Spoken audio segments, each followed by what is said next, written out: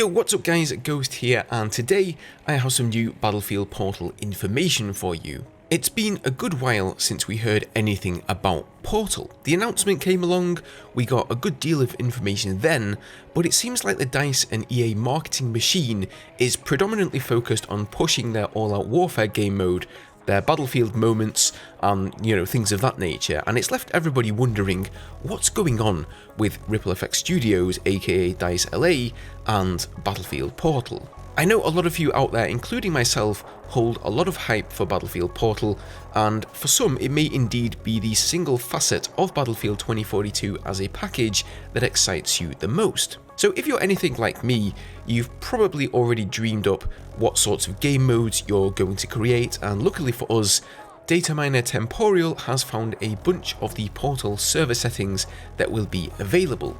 So we're going to go through them here one by one.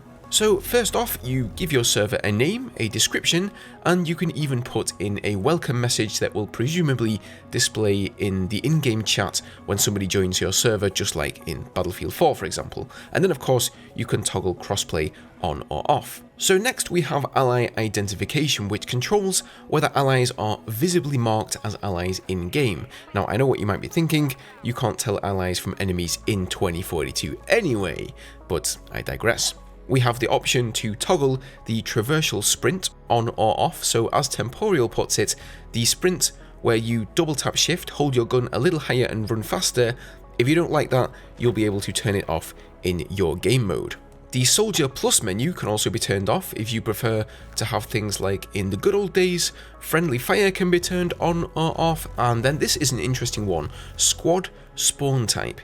Here you've got a few choices. So you can have it set to all, where anybody in the squad can spawn on anybody else, which is ordinarily the case of course. You can have it so squad mates can only spawn on their leader, but the leader can't spawn on anyone, which sounds like a really nice sort of tactical option. Or you can have it so squad mates can spawn on the leader and the leader can spawn on anyone. Or alternatively, just turn it off altogether. Alright, next up, Soldier Health Regeneration. You can turn that off. You can turn off the HUD altogether if you want to make like a realism mode.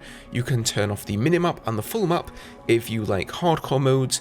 And you can even turn extreme weather events on or off as well. So this one says the settings will only allow extreme weather events in maps and modes that support it. So therefore my guess is that this only really applies to the 2042 maps that have these new weather events in them. I don't think it's going to be possible to say add a tornado on, no shore canals, although when I say that, it actually sounds like a pretty dope idea, but who knows, I could be wrong about that. Classic Soldier Weapon Tuning. This controls whether to use default Soldier Weapon Tuning to utilize the classic tuning to approximate the TTK and feel of classic games. No sign here, by the way, of classic vehicle systems or anything like that.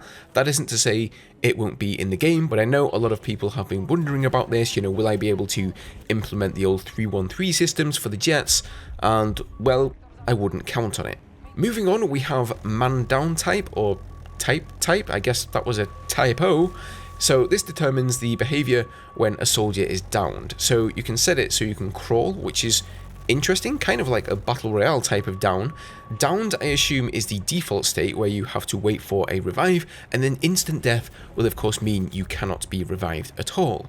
Then we have Squad Revive, controls whether soldiers in a squad can revive other players in the squad regardless of class or gadget. So I suppose if you turn this off, you will only be able to revive if you're, playing as an assault player with the defibs equipped. Infinite ammo. Now this one means you never have to reload at all, and then the infinite magazines option means you do have to reload, but you will never run out of ammo. You can turn off being able to go prone.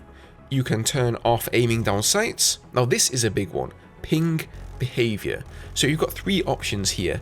Ping targets, which is the default system in Battlefield 24 and like say in Battlefield 5, or 3D spot enemy targets. So you've been missing your 3D spotting, you'll be able to turn that on. And that actually means you could make a regular old Battlefield 2042 game mode and just turn on 3D spotting and make no other changes if that's what you'd like.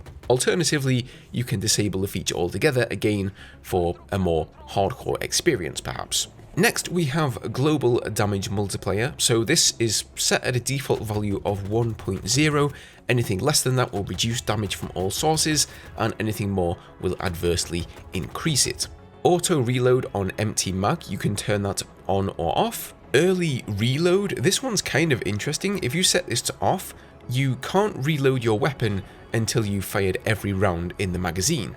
And then finally here we have some aim assist options.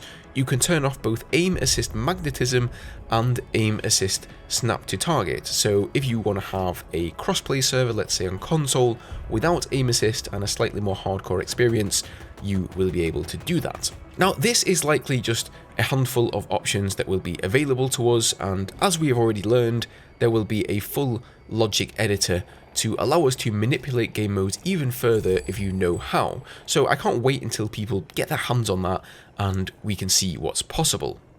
Now, as always with data mines, do bear in mind that this stuff came from the beta build. This is an old build of the game, and as such, it is never guaranteed that all of these features will be in the full release.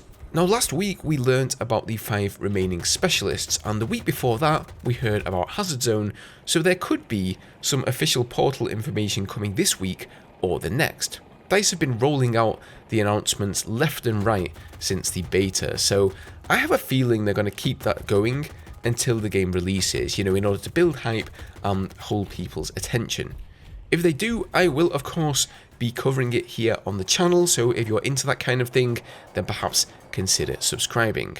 Thank you all for watching the video, I appreciate you. I apologise for my terrible voice, I'm still a bit sick. Let me know what you guys think down below regardless. Have a fantastic day, and I'll see you all in the next video.